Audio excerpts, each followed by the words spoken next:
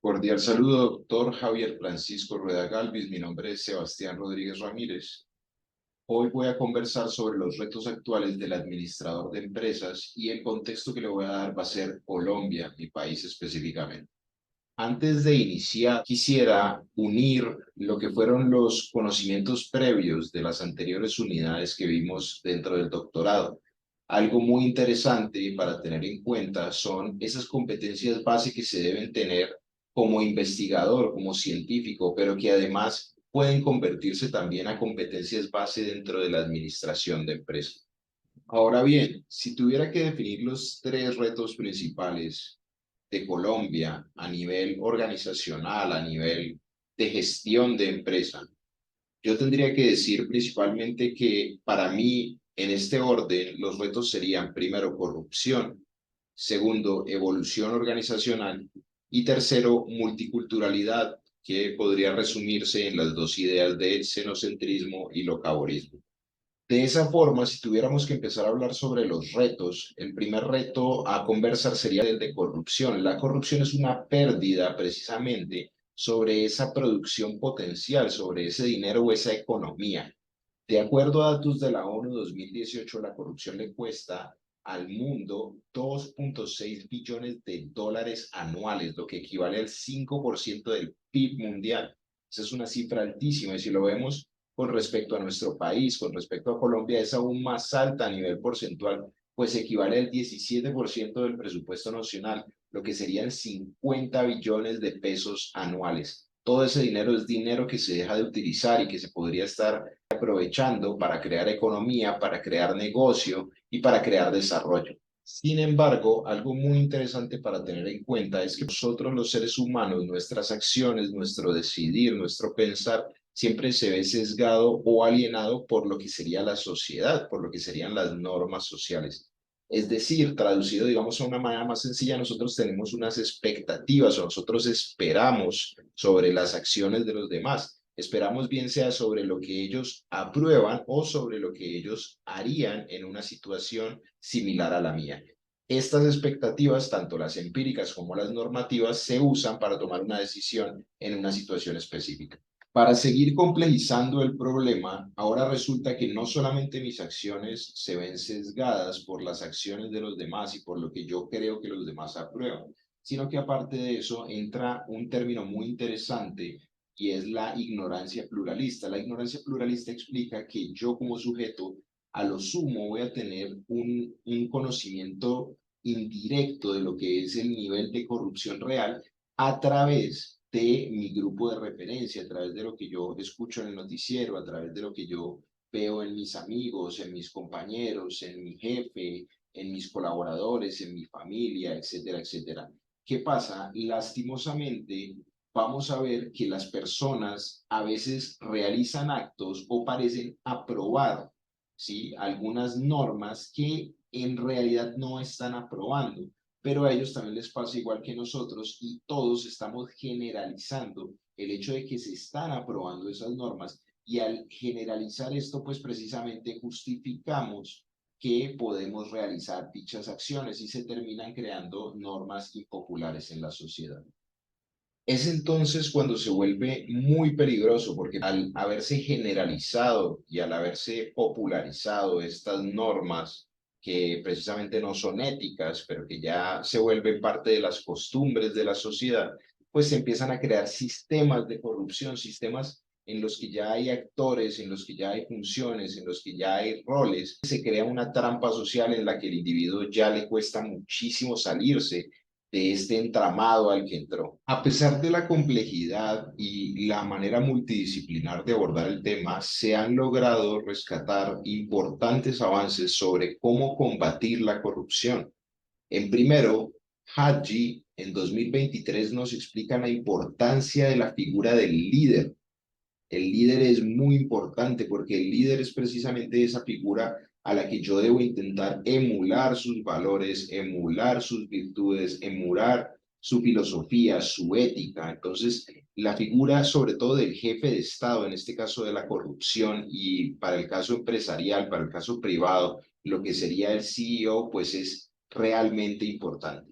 Por otra parte, también Nagy y Wirjani nos explican en 2020 que es mucho mejor un enfoque de prevención que un enfoque de penalización. Normalmente pensamos que que sean más severas los castigos, la penalización, va a hacer que disminuya la corrupción y aunque la correlación es positiva, es mucho más fuerte y está mucho más correlacionado con el enfoque de prevención, prevenir antes que precisamente castigar. Por otra parte, y por último, Lindsay y Naurin en 2010 nos hablan sobre la transparencia, publicidad y rendición de cuentas, una tríada que si bien el país depende, digamos, de su nivel de educación para que esta tríada sea cada vez mejor, de todas maneras esta tríada se ha demostrado que funciona muchísimo para combatir los niveles de corrupción. Entonces son estas, digamos, las estrategias más utilizadas que normalmente pues se aprovechan para abordar este tema de corrupción. Un segundo reto muy interesante y bastante desafiante para nuestro Colombia es precisamente lo que acuñaré como evolución organizacional. Desde mi criterio profesional, siempre he sentido que en el país tenemos una tendencia de una transformación limitada o lenta, que yo bien podría decir que se debe al contexto probablemente. Debido a este contexto en el que vivimos, pues a veces nos faltan herramientas, bien sea de benchmarking o de reingeniería de procesos, para crear esas nuevas formas de gestionar la optimización de esos recursos para minimizar costos y para maximizar los beneficios. Si queremos entender lo que es la evolución de la productividad, en este caso, cómo se convirtió en o cómo evolucionó a la competitividad en términos contemporáneos al día de hoy, tenemos que pensar que para Colombia como país, a pesar de que está lleno de muchas pequeñas y microempresas en las que rebosa muchísima flexibilidad, muchísimo empoderamiento, porque precisamente para poder llevar a cabo los proyectos necesitamos, como nosotros decimos, ese perrenque, esas ganas, el ponerle, el dejar la camiseta. De todas maneras, no tenemos el profesionalismo o la capacitación para poder llevar a cabo cierto tipo de procesos de calidad. Nos falta definir esos procesos y subprocesos, nos falta medirlos, nos falta entender cuáles son los comportamientos de la alta dirección, entender el uso de la comunicación efectiva y la gestión y mejora de los procesos. Y lamentablemente también tenemos como costumbre, como hábito nuestro, un nacionalismo que muchas veces dificulta los procesos de outsourcing.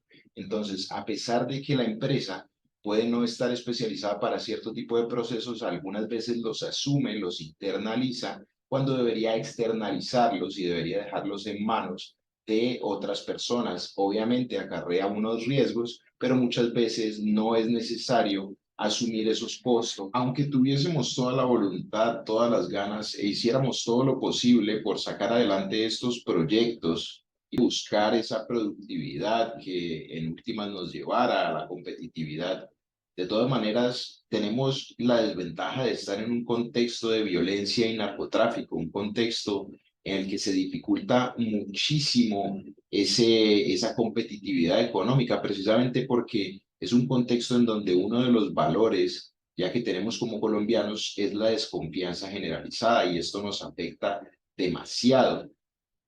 De acuerdo a esto, el benchmarking muchas veces puede no ser aplicable. ¿Por qué? Porque podemos no tener un músculo financiero suficiente. Nuestra moneda inclusive está devaluada siempre con respecto al dólar. Podemos no tener la tecnología precisamente por esa riqueza, por ese dinero. Puede que no tengamos la última tecnología, los mejores equipos, podríamos no tener la infraestructura inclusive porque tenemos un país con una zona rural muy amplia, con carreteras no muy desarrolladas, con vías poco comunicadas, en donde tenemos muchos recursos pero pocos explotables. Entonces es esa ironía de ser ricos y al mismo tiempo no tener nada y no poder ser pioneros, no poder innovar, no poder entrar prematuramente a un mercado cuando está fresco, cuando todavía se puede tomar, digamos, la gran parte de la participación del mercado. Por último, un tercer reto a tener en cuenta y muy pertinente que no solamente afecta a Colombia, sino que afecta a todos los países en general, es precisamente ese factor de multiculturalidad.